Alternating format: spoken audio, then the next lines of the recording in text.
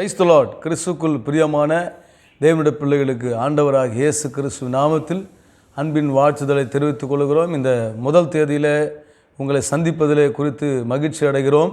இந்த யூடியூப் சேனலை தொடர்ந்து நீங்கள் பார்த்து தேவனை மகிமைப்படுத்தும்படி ஆண்டவராகிய இயேசு நாமத்தில் அன்போடு கேட்டுக்கொள்கிறேன். இந்த 1ஆம் தேதியிலே கர்த்தர் எங்களுக்கு கொடுத்த அந்த வார்த்தையை நான் உங்களோட பகிர்ந்து கொள்கிறேன்.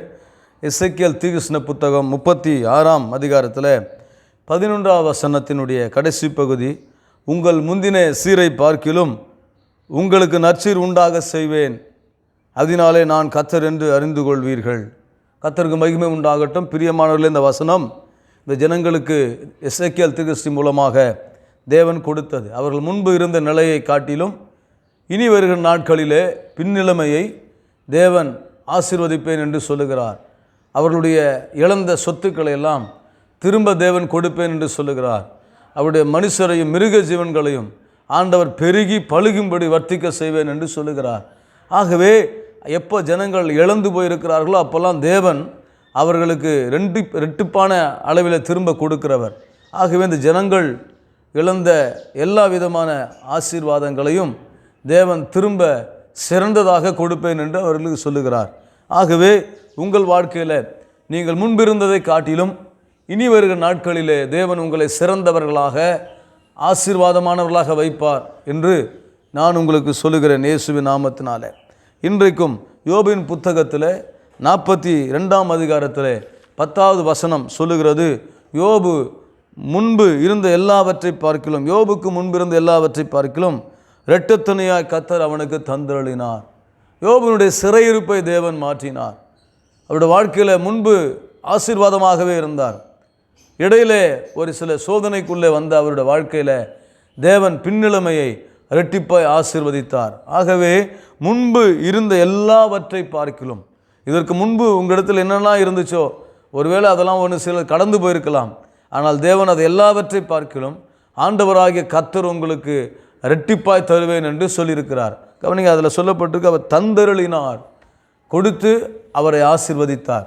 அதிலேயே நீங்கள் யோபு 42:12 வாசிக்கிறோம், கர்த்தர் யோபின் முன்னிலைமையை பார்க்கிலும் அவன் பின்னிலைமையை ஆசீர்வதித்தார். முன்பு இருந்த நிலைமையை பார்க்கிலும் 1ஆம் வசனத்தில் வாசிக்கிறோம், அவர் சீமானாக இருந்தார். 1ஆம் அதிகாரத்தில் அவர் எல்லா ஆசீர்வாதங்களோடு இருந்தார்.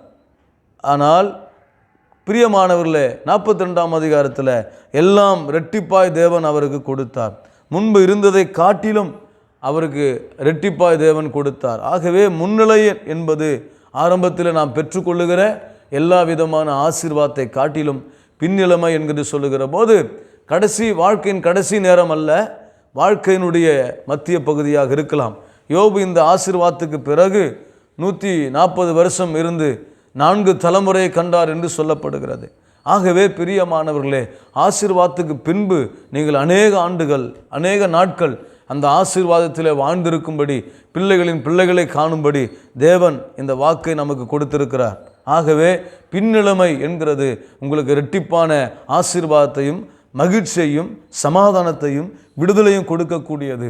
அவர் எதெல்லாம் இழந்தாரோ அதை இரட்டிப்பாய் தேவன் திரும்ப கொடுத்தார். ஆகவே பின்னிலைமை இனி வர நாட்கள் உங்களுக்கு உங்கள் பிஸ்னஸ், உங்கள் வேலை, உங்கள் குடும்ப வாழ்க்கையில், பிள்ளைகளுடைய வாழ்க்கையில், ஊழியத்தில் அது ஆசீர்வாதமாக இருக்கும் என்று கர்த்தருடைய வார்த்தையின்படி நான் உங்களுக்கு சொல்லுகிறேன். அடுத்தது ஆகாய் தீர்க்கதரிசன புத்தகத்தில் 2ஆம் அதிகாரத்தில் 9ஆம் வசனம் சொல்லுகிறது, முந்தின ஆலயத்தின் மகிமை பார்க்கிலும் இந்த பிந்தின ஆலயத்தின் மகிமை பெரிதாக இருக்கும். ஆகவே முந்தின நாட்களில் நீங்கள் இருந்த சூழ்நிலை காட்டிலும் இனிவர நாட்களில் கர்த்தருடைய மகிமை அந்த ஆலயத்தில், ஊழியத்தில் பெரிதாக இருக்கும் என்று தேவன் சொன்னார். ஆகவே சாலமோன் கட்டின ஆலயத்தில் இந்த மகிமை பெருசாக இருந்தது. ஜனங்கள் அதையே யோசித்து கொண்டிருந்தார்கள். ஆனால் அதற்கு பின்பு தேவன் தம்முடைய மகிமையை ஊற்றினார். பெந்தேகொஸ்தே நாளில் கர்த்தருடைய ஆவியானவர் எல்லாரையும் நிரப்பினார். இன்றைக்கு சபைகளில் தேவன் தம்முடைய ஆவியை ஊற்றி கொண்டிருக்கிறார். முன்மாரியை காட்டிலும் பின்மாறி நமக்கு மிக ஆசீர்வாதமாக இருக்கும். ஆகவே இந்த பின்மாறி ஆண்டவர் ஆசீர்வாத மழையை உங்கள் மேலே ஊற்றப் போகிறார். அது உங்களுக்கு ஆசீர்வாதத்தை கொடுக்கும், ரட்சிப்பை கொடுக்கும், ஜீவனை கொடுக்கும் என்று வேதவசனத்தில் நாம் கவனிக்க வேண்டும். மோசேயினுடைய ஊழியத்தை காட்டிலும் அப்போஸ்தலனாகிய பவுல் செய்த ஊழியம் மிகவும் மகிமைக்குரியது என்று வேதத்தில் சொல்லப்படுகிறது. ஆகவே நாம் மகிமைக்குரிய தேவனுடைய ஆசீர்வாதத்தால் நிரப்பப்படுகிற பிள்ளைகளாக இருக்கிறோம். ஆகவே நீங்களே தேவனுடைய ஆலயமாக இருக்கிறீர்கள். தேவனுடைய மகிமை உங்களை நிரப்பி இருக்கிறது. ஹல்லேலூயா. ஆகவே பிரியமானவர்களே, நீங்கள் விசுவாசிக்க வேண்டும். இனிவரும் நாட்களில் தேவ மகிமை, தேவ அபிஷேகம், தேவனுடைய ஆசீர்வாதம் உங்களுக்கு ரெட்டிப்பாய் ஊற்றப்பட போகிறது, ரெட்டிப்பாய் கிடைக்கப்பட போகிறது என்று விசுவாசிக்க வேண்டும். அது மாத்திரமல்ல, 1 கொரிந்தியர் 45:15 வாசிக்கிறோம், அந்தப்படியே முந்தின மனுஷனாகிய ஆதாம் ஜீவாத்துமானான் என்று எழுதியிருக்கிறது. பிந்தின ஆதாம் உயிர்ப்பிக்கிற ஆவியானவர். ஆகவே ஆதாம் பாவம் செய்து மரித்தான், மரணம் உண்டானது. பிந்தின ஆதாமாகிய இயேசு வந்து மரித்து உயிர்த்தெழுந்தார். ஆகவே உயிர்த்தெழுதல் உண்டானது.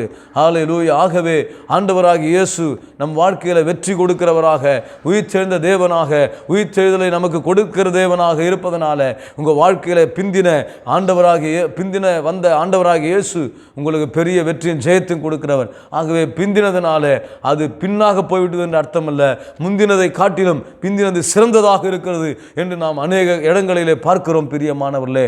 ஆகவே நாம் அப்படிப்பட்ட ஆசீர்வாதங்களை பெறுகிறவர்களாய் காணப்படுகிறோம்.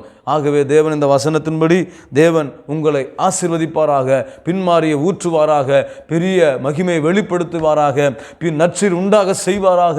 தேவன் உங்கள் வாழ்க்கையில் ஹல்லேலூயா ஸ்தோத்திரம் பின்னிலைமையை ஆசீர்வதிப்பாராக என்று சொல்லி நான் வாழ்த்துகிறேன். கண்களை மூடி ஜெபிப்போம். பரிசுத்தம் உள்ளங்கள் பிதாவே, இந்த நாட்களை இதை பார்த்து கொண்டிருக்கிற ஒவ்வொரு தேவனுடைய பிள்ளைகள் வாழ்க்கையிலும், அவருடைய பிசினஸிலும், வேலையிலும், ஆண்டவருடைய குடும்பத்திலும், ஊழியத்திலும் தேவன் மகிமை பெரிதாய் விளங்க பண்ணுவீராக, நற்சீர் உண்டாக செய்வீராக.